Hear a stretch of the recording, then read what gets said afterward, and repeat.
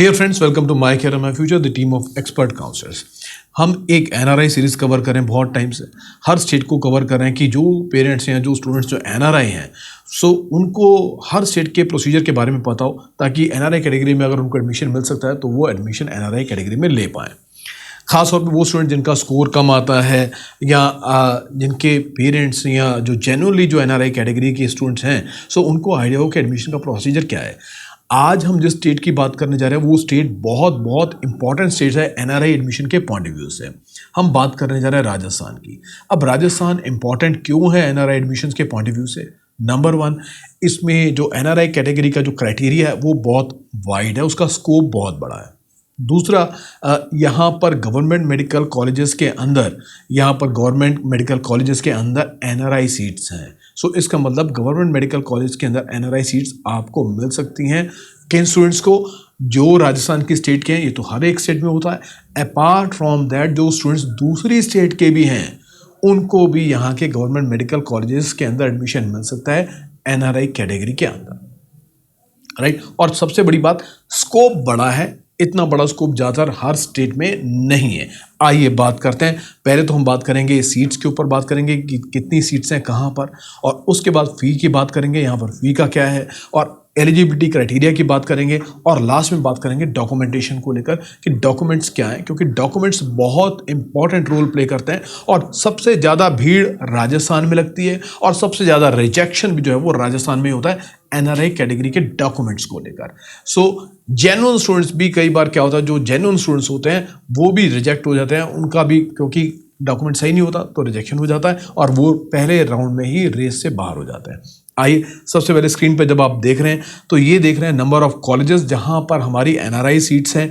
GMC Kota, जेएलएनएमसी Ajmer, आरएनटीएमसी Udaipur, इन तीनों में 15-15 seats हैं। जीएमसी झालावाड़ 30 सीट्स हैं। आरयूएचएस जयपुर 23 सीट्स हैं, अच्छा इंस्टीट्यूशन माना जाता है। जीएमसी बाड़मेर 20 सीट्स हैं। जीएमसी भरतपुर 22 सीट्स हैं। आरवीआरएस 23 सीट्स हैं, और चुरू के अंदर 22 सीट्स, दुर्गापुर 23 सीट्स, पाली 23 सीट्स, और सीकर में 15 सीट्स। सो टोटल मिलाकर आपके पास 246 सीट्स हैं गवर्नमेंट मेडिकल कॉलेजेस की, जहां पर 246 एनआरआई सीट्स हैं। मैं एम्फेसाइज कर रहा हूं इसके ऊपर, कोट सेंटेंस के ऊपर, तो ध्यान रखिएगा, बहुत बड़ी आपके पास फिगर है।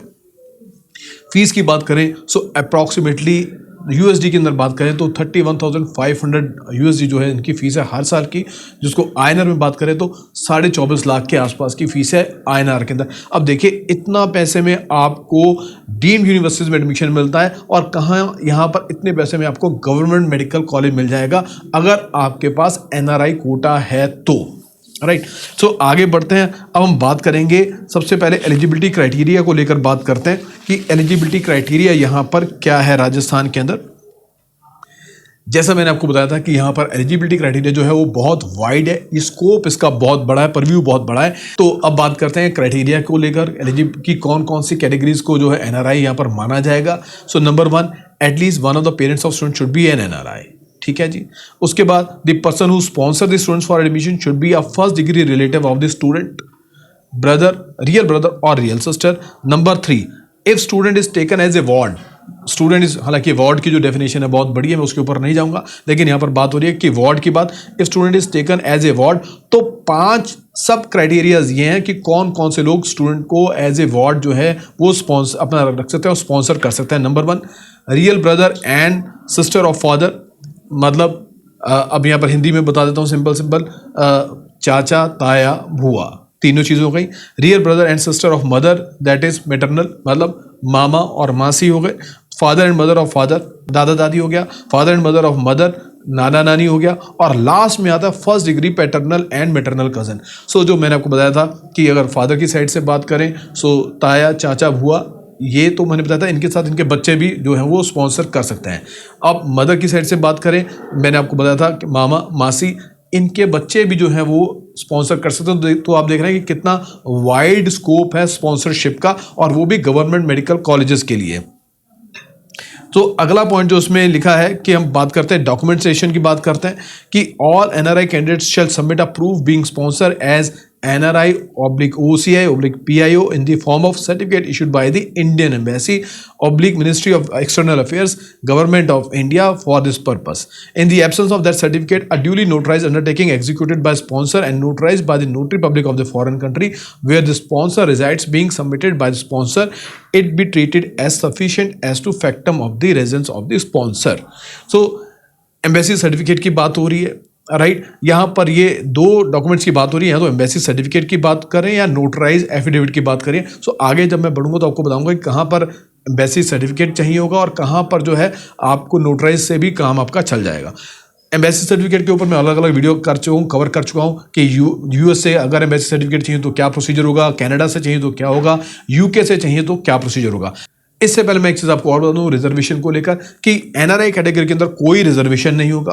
और बहुत क्लियरली ये आप जो स्टेंजा में पैराग्राफ में देख रहे हैं कि firstly allotment of NRI seats shall be allotted to candidates having ancestral background of the state of Rajasthan by own parents oblique grandparents resided in state of Rajasthan at least for a period of 5 years. Later on, remaining vacant NRI seats will be allotted oblique filled by the candidates of NRI belonging to other states. बहुत clearly mention है कि पहला preference जो दी जाएगी वो राजस्थान के जो उससे बिलोंग करने वाले जो एनआरआईज हैं या जिनके जो एंसेस्ट्रल जो है वो राजस्थान से बिलोंग करते थे. और उसके बाद जब सीट्स बच जाएंगी, बहुत सीट्स बचती हैं, इतने कैंडिडेट नहीं होते, तो उसके बाद जो दूसरी स्टेट के जो एनआरआईज हैं उनको सीट्स दी जाएंगी. सो बहुत ही गोल्डन चांस दूसरी स्टेट के स्टूडेंट्स के लिए राजस्थान के अंदर गवर्नमेंट सीट को लेने के लिए अंडर एनआरआई कैटेगरी. अब बात करते हैं डॉक्यूमेंटेशन को लेकर. देखिए जो नॉर्मल डॉक्यूमेंट्स हैं आपके 10+2 ये और एनएस नीट्स का स्कोर कार्ड करेक्टर, ये तो नॉर्मल के डॉक्यूमेंट्स हैं, ये तो आपको देने हैं. अलॉन्ग विद दैट जो एनआरआई कैटेगरी के जो स्टूडेंट्स हैं उनको एडिशनल डॉक्यूमेंट्स कौन कौन से देने ये आपने ध्यान रखना है. सो एडिशनल डॉक्यूमेंट नंबर 1, पहले केस में if the sponsor NRI oblique OCI और oblique PIO is currently residing in India. So अगर currently residing in India है तो परफॉर्मा नंबर 6, तो जो परफॉर्मा नंबर 6 है उसकी बात कर रहे थे वो आप देख लीजिए कि परफॉर्मा नंबर जो 6 है वो आपको जमा करवाना है. अब आपकी स्क्रीन पे ये परफॉर्मा नंबर 6 है, ये देख लेते हैं. To be filled by NRI oblique OCI oblique PIO visiting India and having a valid certificate oblique ID issued by Ministry of External Affairs oblique Indian Embassy in the concerned country. And उसमें clearly लिखा है the following is to be printed type photocopied and then duly filled on ₹50 non judicial Indian stamp paper and duly notarise. So NRI undertaking, ये जो clearly आप देख रहे हैं screen के ऊपर, ये फॉर्मेट आपका होगा. ये किस केस में होगा? जहां पर currently residing in India, NRI currently residing in India. If the sponsor NRI oblique OCI PIO is residing outside India, so a duly notarized undertaking in prescribed performa number 7. So अब screen पर आप देख रहे हैं performa number 7 to be filled by NRI oblique OCI oblique PIO residing outside India. बहुत clearly लिखा है कि the following is to be printed, typed, photocopied and then duly filled on foreign country stamp paper oblique equivalent paper of the NRI country and duly notarized by notary of foreign country. So ये NRI की undertaking है, तो ये आपको देना है. ये दोनों में से एक डॉक्यूमेंट जो भी एप्लीकेबल आपके ऊपर होगा, अगर रिजाइडिंग इंडिया में है या अगर रिजाइडिंग आउटसाइड, तो ये दोनों में से जो भी डॉक्यूमेंट एप्लीकेबल होगा वो आपको डिपॉजिट करना है. इन दोनों में से एक डॉक्यूमेंट के बाद, इन दोनों में से एक डॉक्यूमेंट के साथ साथ आपको जो जमा करना है वो डिपॉजिट करना है आपको. Father oblique mother oblique guardian shall also submit an undertaking regarding relationship between sponsor and candidates in performa number 8 along with the address of parents and local Indian guardian. So इसके बारे में भी मैं दिया है, आपको दिखा रहा हूँ, परफॉर्मा दिखा रहा हूँ और इसके साथ में address proof of parents and local Indian guardian. So ये आपको जो है वो देने हैं. सो परफॉर्मा नंबर 8 भी फटाफट अब नजर मार लेते हैं कि परफॉर्मा नंबर 8 क्या है.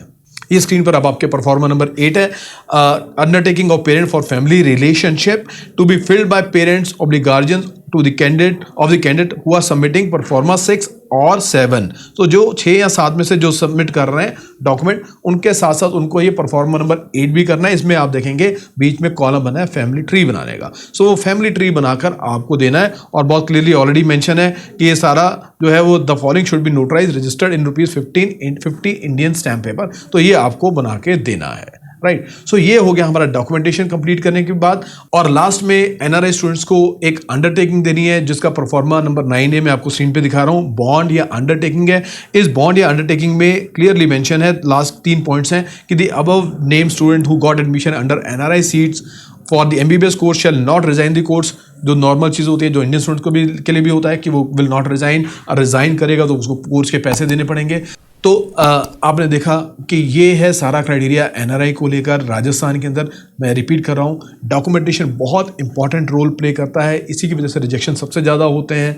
और राजस्थान एक गोल्डन चांस है, गोल्डन स्टेट है, यहाँ के गवर्नमेंट मेडिकल कॉलेज में आपको सीट मिल रही है with that wide coverage of NRI category. So कोई भी हेल्प आपको चाहिए एनआरआई कैटेगरी काउंसलिंग के लिए, क्योंकि ये काउंसलिंग एंटायरली डिफरेंट होती है।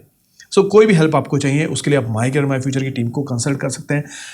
डिस्क्रिप्शन बॉक्स में एक फॉर्म दे रहा हूँ, फॉर्म का लिंक मिलेगा आपको एनआरआई का। सो उससे रिलेटेड कोई भी इन्फॉर्मेशन आपको चाहिए तो आप वहाँ पर उसमें फॉर्म को फिल कर दीजिएगा, हमारी टीम आपको कांटेक्ट करेगी फर्दर हेल्प करने के लिए। सो चैनल को सब्सक्राइब भी कीजिएगा ताकि बहुत जल्दी आपकी काउंसलिंग शुरू हो जाएगी। ज़्यादा से ज़्यादा काउंसलिंग की सपोर्ट आपको मिले थ्रू वीडियोज़, हम आपको सपोर्ट करेंगे। और चैनल को देखते रहिए। Thank you very much for watching this video. Stay connected.